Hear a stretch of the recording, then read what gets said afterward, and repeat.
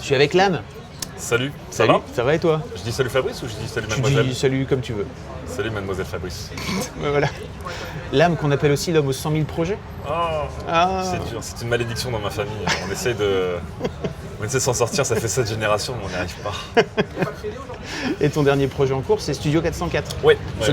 C'est pourquoi on se rencontre d'ailleurs. Ouais, tout à fait. Bah, je suis très content que vous vous y intéressiez d'ailleurs. Ah, moi je suis depuis le jour 1.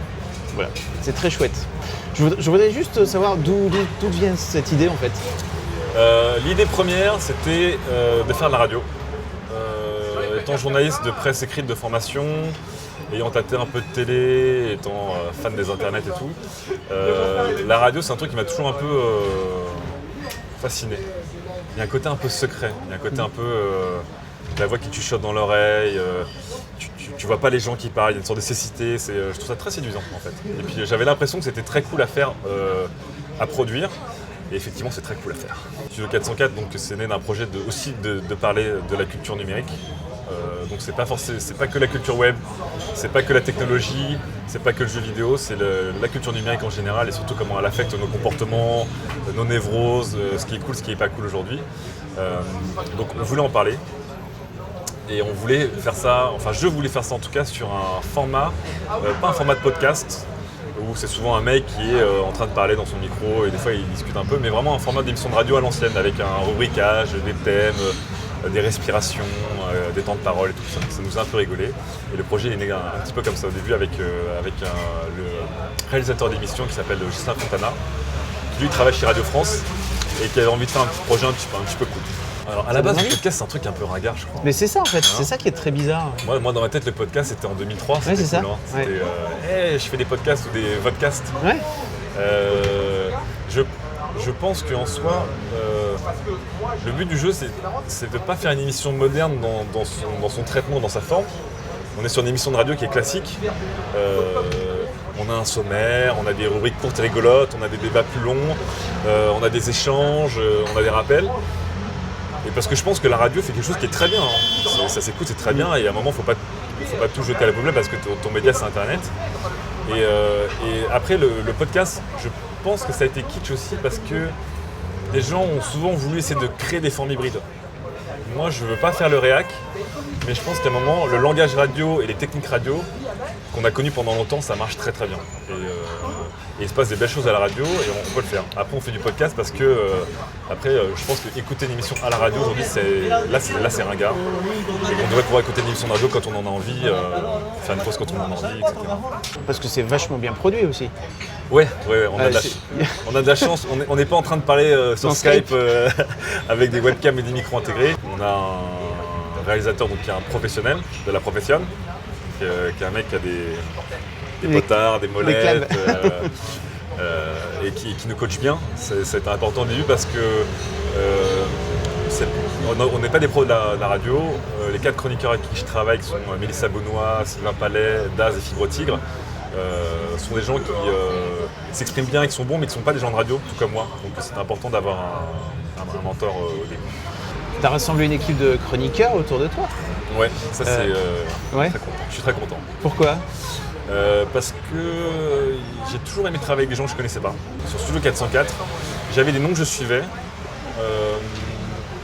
Et par instinct, je m'étais dit, ça peut fonctionner. Parce qu'ils ne sont pas du même milieu, ils n'ont pas les mêmes débits de voix, ils n'ont pas les mêmes backgrounds. Mais il y a ce côté un petit peu amour des internets et puis bonne tchatch qui fait que ça peut passer. Et donc on s'est retrouvé avec Fibre Tigre, qui commence maintenant à être un petit peu connu sur les réseaux. Sur Twitter.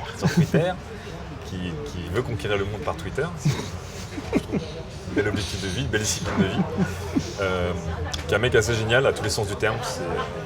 C'est un mec qui est brillant et qui est aussi extrêmement décalé ou puis extrême tout court parfois dans ses approches et ses raisonnements, mais qui les assume et qui les vit à fond. Sylvain qui est un mec très malin. C'est le marketeur lui, c'est ça? Ouais. Ce qui est marrant, c'est qu'il fait partie des twittos snobs, des gens un peu qui dénoncent ou les marques ou les influents machin, mais qui d'un côté maintenant bosse chez le lanceur. Qui est aussi lui qui est un mec brillant, qui qui sait cruncher du data et de la source et en tirer des choses assez intéressantes. Grosse veille. Il y a Daz. Qui est le papy, si j'ai bien compris. Bah ouais. En fait, c'est pas le papy parce qu'il a mon âge. Et je refuse de me dire que je suis un papy. On s'est rencontrés à l'époque, il était rédacteur pour le Journal du Mac. Et c'était un brillant rédacteur du Journal du Mac parce que c'est un fan d'Apple, mais qui a un énorme troll avec Apple en même temps. Donc c'est quand même pas facile dans la vie, surtout il y a quelques années où c'était très dur d'être un Apple fag. Donc on s'est rencontrés là-dessus, on est devenus potes, on est membres tous les deux du Street Club, donc on se fout régulièrement sur la gueule avec des sticks arcade. Et qui est un mec donc, qui a une tchatch assez incroyable, un débit de voix assez incroyable, mais qui lui, il bosse dans une sorte de cogip spécialiste du service qualité, du département East Asia Marketing, machin, enfin un truc complètement avec des cantoches, des tickets resto et tout ça. D'accord. Et j'essaie depuis des années de le déterrer de ça et de l'emmener vers des choses plus de contenu. Et voilà. Et donc la dernière personne s'appelle Mélissa, que je ne connais alors elle pas du tout à la base, qui m'a été présentée par Fibre Tigre, qui est aussi une figure de Twitter. Je pense qu'on a quand même un background un terreau assez Twitter. Et que j'aime beaucoup parce que c'est la plus calme des quatre. Elle a un débit de voix qui est très calme, elle est très posée, mais qui est assez redoutable dans ses pratiques, notamment de drague. Tu fais allusion au numéro sexe, c'est ça? Au numéro sexe.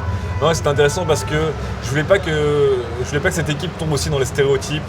Donc du geek qui est foot gaming, du programmeur, de l'influent et de la geekette qui doit hurler pour se faire entendre ou qui doit en faire plus pour se faire entendre. Donc je voulais que ce soit d'abord une équipe qui fonctionne bien. Et je pense que c'est hyper important dans un podcast audio. Les voix et les petits détails font absolument tout en fait. Autant que le contenu à mon avis. Donc c'est là où je suis content, c'est que ça aurait été très douloureux pour moi de monter une équipe et de dire à un mec, bah, finalement ça fit pas, donc tu passeras à la compta. Et tu passeras pas à la compta parce que c'est pas payé et tu dois partir. Donc pour l'instant, on touche du bois mais ça marche bien. C'est quoi les projets? Alors on a une soirée. Il y a une soirée. C'est l'instant promo. On a une soirée parce que le 4 avril c'est le 4-04 et c'est la seule excuse, c'est sur ça qu'on a dit qu'on avait fait une soirée. Donc là on est quoi? On est le 19 mars, on n'a absolument rien fait, donc on ne sait pas ce qui va se passer, on ne sait pas dans quel lieu, mais la date n'a pas bougé. On pense peut-être à en parler avec des stations de radio, parce qu'on n'arrête pas de nous dire les stations de radio et les chaînes de télé veulent absolument parler d'internet mais ils ne savent pas comment faire. Effectivement c'est pas toujours top. Donc peut-être aller voir une radio si on nous laisse la liberté de ton qu'on a aujourd'hui parce qu'effectivement on peut parler comme on veut, dire des gros mots, citer des marques, parler de Facebook sans avoir à dire le réseau dont on ne veut pas donner le nom, tu vois, c'est pas Voldemort non plus. On peut parler de sexe ouvertement aussi, on a fait une émission spéciale sexe qui a bien marché parce qu'on voulait en parler sans tomber encore une fois dans un travers ou un autre. Donc effectivement on est en train de commencer à démarcher. Voilà, s'il y a une lectrice de Mademoiselle qui possède sa station de radio nationale. Voilà. S'il y en a une d'entre vous qui connaît la BBC ou NPR, on veut bien. Bon, ça donne envie. Merci Lame en tout cas. Merci. Salut. Ciao.